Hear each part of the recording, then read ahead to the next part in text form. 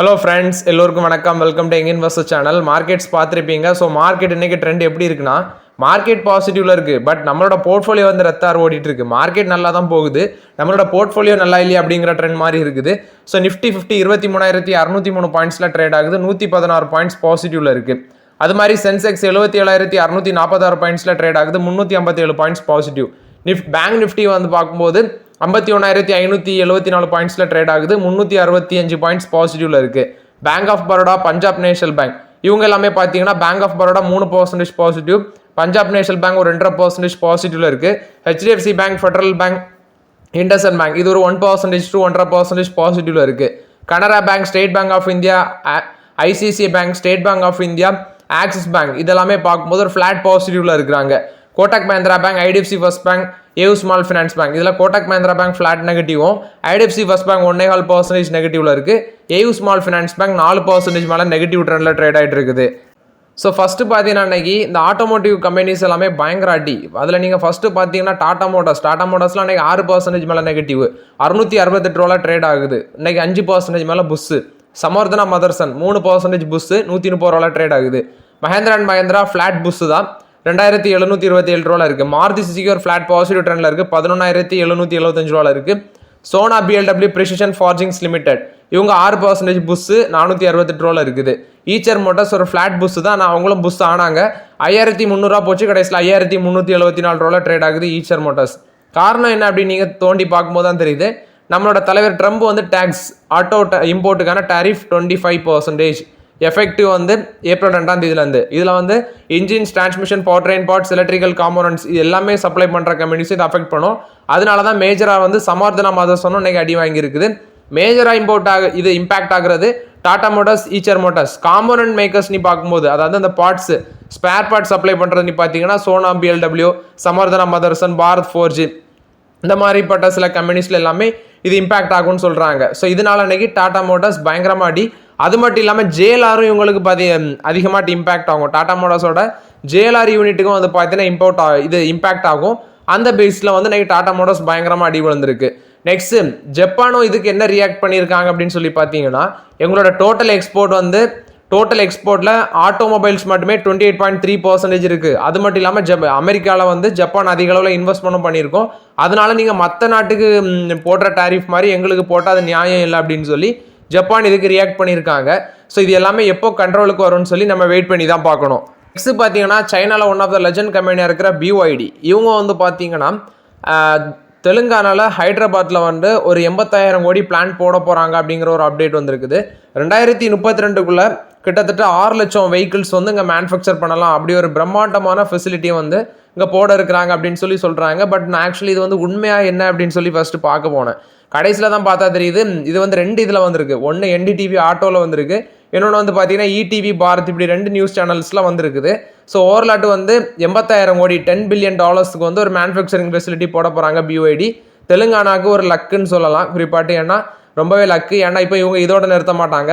So ஃபியூச்சரில் வந்து actually இப்போ எலக்ட்ரிக் வெஹிக்கிள் ஃபெசிலிட்டியில் மேனுஃபேக்சர் பண்ணுவாங்க. அடுத்து வந்து பார்த்தீங்கன்னா அவங்க அந்த 5 minutes சார்ஜிங் அந்த மாதிரிப்பட்ட டெக்னாலஜி எல்லாமே அவங்கள்ட்ட இருக்குது. ஸோ அதுவும் ஃபியூச்சரில் அவங்க பண்ணலாம். இதனால வந்து தெலுங்கானாக்கு இது ஒரு லக்காக தான் பார்க்கப்படுது.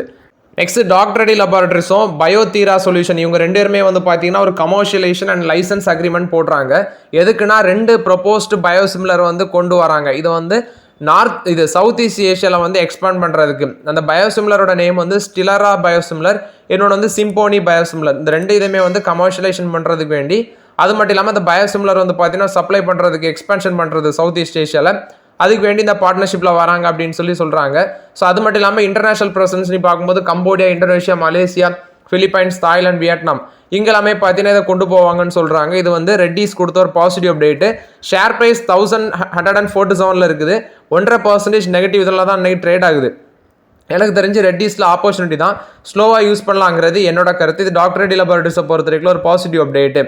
நாட்கோ ஃபார்மால வந்து அப்டேட்டு. ஆக்சுவலி ரோஸ்டே அவங்க வந்து இவங்க மேலே கேஸ் போட்டிருந்தாங்க. அதாவது நாட்கோ ஃபார்மா வந்து இந்த ரிஸ்டிபலம் அப்படிங்கிற அந்த ஸ்பைனல் மஸ்குலர் ரிலேட்டட் ட்ரக்கை வந்து மேனுஃபேக்சர் பண்ணி லான்ச் பண்ணக்கூடாதுன்னு சொல்லி. ஆனால் கோர்ட் வந்து என்ன சொன்னாங்கன்னா, இல்லை நீங்கள் பண்ணலாம், இவங்க வந்து நாட்கோ ஃபார்மா லான்ச் பண்ணலாம் அப்படின்னு சொல்லியிருந்தாங்க.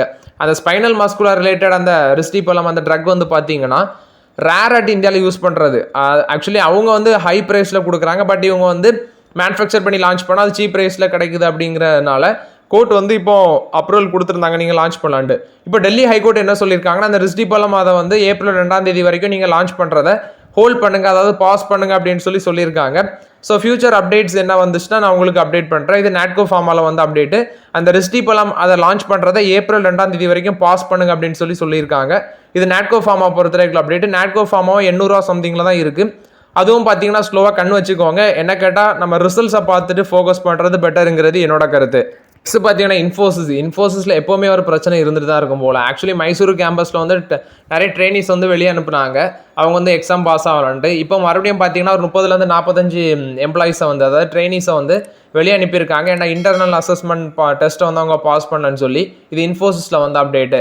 நெக்ஸ்ட் எல்ஐசி கொடுத்த அப்டேட்டு. இவங்க வந்து 42-49% ஸ்டேக் வந்து மணிபால் சிக்னா அப்படிங்கிற கம்பெனியில் வந்து வாங்குறாங்க. 3500 கோடிக்கு வாங்குறாங்க. இது life insurance corporation of India கொடுத்த அப்டேட்டு. என்பிசிசி 2500 கோடி memorandum of understanding Maharashtra infra and redevelopment project கூட போடுறாங்க. இது வந்து என்பிசிசி கொடுத்த அப்டேட்டு. நெக்ஸ்ட் வந்து பார்த்தீங்கன்னா இண்டஸ்இண்ட் பேங்க் இன்னைக்கு பாசிட்டிவ் ட்ரெண்டில் தான் இருக்குது, ஒரு ஃபிளாட் பாசிட்டிவ் ட்ரெண்டில்.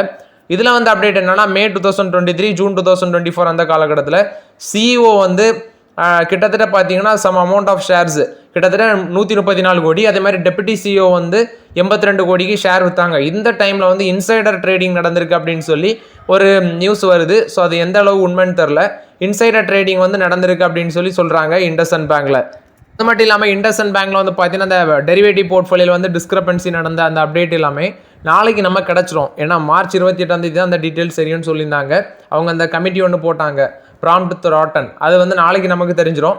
அது வரைக்கும் நம்ம வெயிட் பண்ணலாம். நெக்ஸ்ட் அசோக் லைலாண்டோட ஸ்டாக் ப்ரைஸ் இன்னைக்கு 3% புஷ்ஷாக இருந்துச்சு. என்ன அப்படின்னு சொல்லி பார்க்கும்போது ப்ரொமோட்டர் என்டிட்டி வந்து ஒரு 6000 கோடி வந்து ஸ்டேக் வந்து ஷேர் வந்து பிளட்ஜ் பண்ணி ரைஸ் பண்ணியிருக்காங்க, ஒரு 6400 கோடி. அதை நான் நேற்றே அப்டேட் பண்ணியிருந்தேன். ஸோ அது வந்து பார்த்தீங்கன்னா டோட்டலாட்டு 30% வந்து பிளட்ஜ் ஆயிருக்கு. அது வந்து ஹிந்துஜா குழுமத்தில் உள்ள கம்பெனிஸுக்கு மேபி ஃபண்ட் தேவைப்பட்டிருக்கும், அதனால பண்ணியிருப்பாங்க. 44 அனாலிசிஸில் அசோக் லைலாண்டுக்கு 36 அனாலிஸ்ட் பை கால் கொடுக்குறாங்க, 4 பேர் ஹோல் கால் கொடுக்குறாங்க. ஆக்சுவலி ஒரே ஒருத்தவங்க தான் பார்த்தீங்கன்னா வச்ச 4 பேர் பார்த்தீங்கன்னா செல் கால் கொடுக்குறாங்க. இது அசோக் லைலாண்டில் வந்து ஓவரால் அப்டேட்ஸு. ஸோ அசோக் லைலாண்டில் இப்போதைக்கு வெயிட் பண்ணுங்கள். எனக்கு தெரிஞ்சு வந்து நிறைய பேர் டார்கெட் ப்ரைஸ் 250 சொல்கிறாங்க, பட் இப்போ கொஞ்சம் வேல்யூஷன் ஜாஸ்தியாக இருக்குது. Next Newgen software.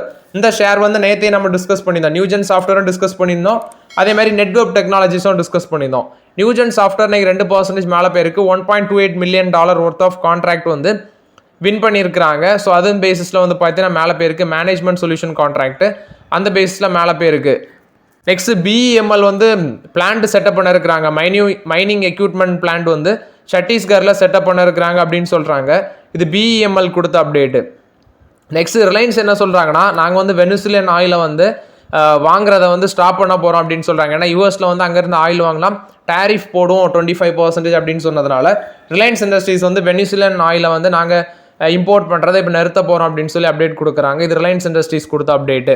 பாரத் ஃபோர்ஜில் வந்து அப்டேட்டு. மினிஸ்ட்ரி ஆஃப் டிஃபென்ஸு கூட 6900 கோடி ஒர்த் ஆஃப் கான்ட்ராக்ட் வந்து பாரத் ஃபோர்ஜும் டாடா அட்வான்ஸ் சிஸ்டமும் சைன் பண்ணியிருக்கிறாங்க. அட்வான்ஸ் ஆர்ட்லரி கன் சிஸ்டம் சம்மந்தமாட்டு தான் இந்த இதுன்னு சொல்கிறாங்க. 6900 கோடி worth of contract. Next PSC இன்னைக்கு மார்க்கெட்டில் வந்து நல்ல கொஞ்சம் பெர்ஃபார்மன்ஸில் இருந்துச்சு. ஏன்னா அவங்க போனஸ் ஷேர் வந்து பார்த்தீங்கன்னா அதுக்கான டீட்டெயில்ஸ் வந்து சொல்லுவாங்க மார்ச் 30 அந்த பேசிஸில் தான் அந்த ஸ்டாக் ப்ரைஸ் இன்னைக்கு பாசிட்டிவ் ட்ரெண்டில் இருந்துச்சு.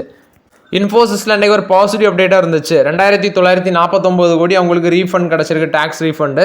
என்ன அப்படின்னு சொல்லி பார்க்கும்போது 2016, 17, 19, 20 அந்த காலகட்டத்தில் உள்ள அசஸ்மெண்ட் இயரில் உள்ள டேக்ஸ் ரீஃபண்ட் அவங்களுக்கு ரிசீவ் ஆயிருக்குன்னு சொல்லியிருக்காங்க. இது இன்ஃபோசிஸ் கிடச்ச ஒரு பாசிட்டிவ் அப்டேட்டு. நெக்ஸ்ட் பார்த்தீங்கன்னா நான் இப்போ பேசிகிட்டு இருக்கும்போது தான் ஐஆர்எஃப்சி இந்தியன் ரயில்வே ஃபினான்ஸ் கார்பரேஷனோட டிவிடெண்ட் வந்து எனக்கு கிரெடிட் ஆயிருக்கு, ஃபோனில் மெசேஜ் வந்துச்சு. ஸோ நீங்களும் செக் பண்ணி பார்த்துக்கோங்க. JB chemicals Dow investment holdings private லிமிடெட்ல 10.2% ஸ்டேக் வந்து பார்த்தீங்கன்னா விற்கிறாங்க. பிளாக் டீலில் 1625 ரூபா பெர் ஷேர் வச்சு விற்கிறாங்க. 4% டிஸ்கவுண்ட்டில் 2576 கோடி. இது ஜேபி கெமிக்கல்ஸ் கொடுத்த அப்டேட்டு. நெக்ஸ்ட் மாருதி சுசுக்கியில் வந்து அப்டேட்டு. சுனில் காக்கர் இவர் வந்து பார்த்தீங்கன்னா whole time director of Maruti சுசுக்கியில் வந்து அப்பாயின்ட் பண்ணியிருக்காங்க போர்டில். இதில் நீங்கள் ஒன்று கவனிக்க வேண்டியணும், இது வந்து ஃபஸ்ட்டு இந்தியன் எம்ப்ளாயி வந்து பார்த்தீங்கன்னா இதில் அப்பாயின்ட் பண்ணியிருக்காங்க ஹோல் டைம் டைரக்டராட்டு. ஸோ இதில் வந்து பார்த்தீங்கன்னா ரொம்ப பெருமையாக இருக்குது. ஒரு ஜாப்பனீஸ் கம்பெனியில் வந்து ஒரு ஃபஸ்ட்டு இந்தியன் எம்ப்ளாயை வந்து பார்த்தீங்கன்னா ஹோல் டைம் டைரக்டராட் அப்பாயின்ட் பண்ணியிருக்காங்க மாருதி சுசுக்கி. ஹிந்துஸ்தான் யூனிலிவர் லிமிடெட்ல வந்து அப்டேட்டு. ரஞ்சினித் கோலியை வந்து பார்த்தீங்கன்னா எக்ஸிக்யூட்டிவ் டைரக்டர்ஸ் அடுத்தது வந்து ஜென்ரல் மேனேஜராட்டு வந்து பார்த்தீங்கன்னா அப்பாயிண்ட் பண்ணியிருக்காங்க ஃபுட் பிஸ்னஸ் யூனிட்டுக்கு. இவர் வந்து மேனேஜ்மெண்ட் கமிட்டிலையும் ஜாயின் பண்ணியிருக்கிறாரு. அவரோட ரோலை வந்து ஏப்ரல் 7ஆம் தேதியிலேருந்து ஆக்சுவலி அவர் எடுக்க இருக்கிறார் இந்த நெக்ஸ்ட் மந்த்னு நினைக்கிறேன். ஸோ நெக்ஸ்ட் மந்த்லேருந்து அவரோட பொசிஷனும் ஸ்டார்ட் ஆகும். 28 இயர்ஸ் எக்ஸ்பீரியன்ஸ் வந்து கன்சியூமர் குட்ஸ் ரீட்டைல் செக்டார் இவருக்கு அதில் எக்ஸ்பீரியன்ஸ் இருக்குது. அதனால் இவரை வந்து அப்பாயிண்ட் பண்ணியிருக்கிறாங்க.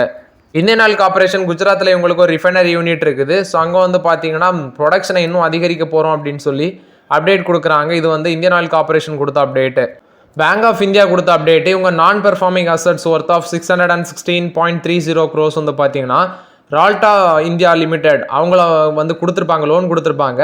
ஸோ அது வந்து நான் பெர்ஃபார்மிங் அசட்டாக கிளாசிஃபைட் ஆகுது. அது வந்து பார்த்தீங்கன்னா ஃப்ராட் அப்படின்னு சொல்லி மென்ஷன் பண்ணுறாங்க. மேபி எனக்கு தெரிஞ்சு தப்பு நடந்திருக்கு, அந்த பேஸில் இவங்க ஃப்ராட் பண்ணியிருக்காங்க அப்படின்னு சொல்லி பேங்க் ஆஃப் இந்தியா தரப்புலேருந்து விளக்கம் கொடுக்குறாங்க. நெக்ஸ்ட் ட்ரம்ப் வந்து பார்த்தீங்கன்னா சைனாக்கு ஒரு கோரிக்கை வைக்கிறாரு. அதாவது உங்களுக்கு டேரிஃப் வந்து குறைக்கணும் அப்படின்னா நீங்கள் வந்து டிக்டாக் வந்து யூஎஸில் இருக்க ஒரு கம்பெனிக்கு வந்து நீங்கள் விற்கணும், அதாவது பைட் பேண்ட்ஸ் லிமிடெட் அவங்கள்ட்ட வந்து விற்கணும் அப்படின்னு சொல்லி இவங்க ஒரு டிமாண்ட் வச்சுருக்காங்க. ஸோ வெயிட் பண்ணி பார்க்கலாம் இதை வந்து சைனா அக்செப்ட் பண்ணதா இல்லையான்னு சொல்லி. நெக்ஸ்ட்டு பார்த்தீங்கன்னா எல்பிஜி டேங்கர் ஓனர்ஸ் வந்து ஒரு ஸ்ட்ரைக்கில் வராங்க. கிட்டத்தட்ட இதில் வந்து 6 சதர்ன் ஸ்டேட்ஸ் வந்து பாதிக்கப்படுது. ஏன் அப்படின்னு சொல்லி பார்த்தீங்கன்னா 4000 எல்பிஜி டேங்கர்ஸ் குறிப்பாட்டு அந்த லாரி டிரைவர்ஸ்ன்னு நினைக்கிறேன். அது ஏன் அப்படின்னா எனக்கு தெரிஞ்சு இவங்க வந்து 2025லேருந்து 30க்கு வந்து சில ரூல்ஸ் நியூ கான்ட்ராக்ட் ரூல்ஸ் வந்து கொண்டு வராங்க. இது எப்படி சொல்கிறாங்கன்னா நீங்கள் வந்து 2 axle ட்ரக்ஸ் வந்து யூஸ் பண்ணக்கூடாது, 3 axle ட்ரக்ஸ் தான் யூஸ் பண்ணணும். 20,000 வரைக்கும் பெனால்ட்டி போடலாம்.